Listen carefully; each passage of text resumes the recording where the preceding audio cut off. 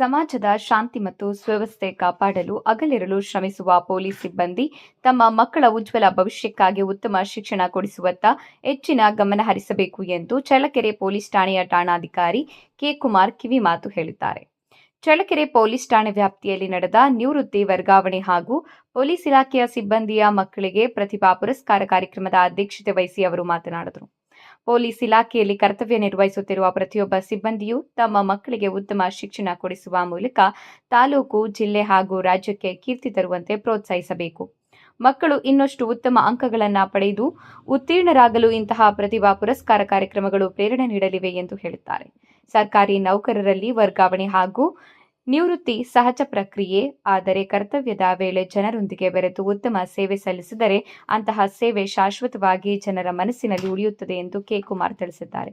ಕಾರ್ಯಕ್ರಮದಲ್ಲಿ ಡಿವೈಎಸ್ಪಿ ಸತ್ಯನಾರಾಯಣ ರಾವ್, ಪಿಎಸ್ಐಗಳಾದ ವೀರೇಶ್, ಶಿವರಾಜ್ ಸೇರಿದಂತೆ ಪೊಲೀಸ್ ಸಿಬ್ಬಂದಿ ಉಪಸ್ಥಿತರಿದ್ದರು.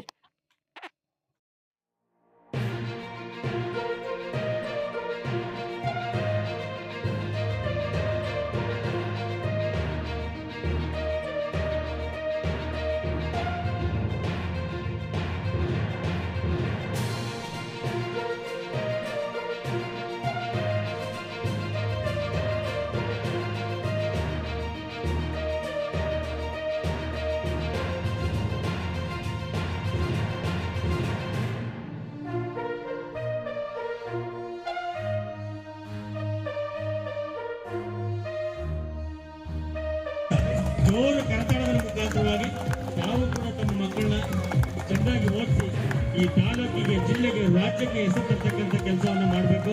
ಪೊಲೀಸರ ಮಕ್ಕಳು ಅಂದ್ರೆ ಸಾಮಾನ್ಯ ಅಲ್ಲ. ಅವರೆಷ್ಟೇ ರಾತ್ರಿಗಳು ಕಷ್ಟಪಟ್ಟರು ಸಹ ತಮ್ಮ ಮಕ್ಕಳನ್ನು ಕೂಡ ಒಂದು ಉನ್ನತ ವ್ಯಾಸಂಗಕ್ಕೆ ತಗೊಂಡೋಗ್ತಿರೋದಕ್ಕೆ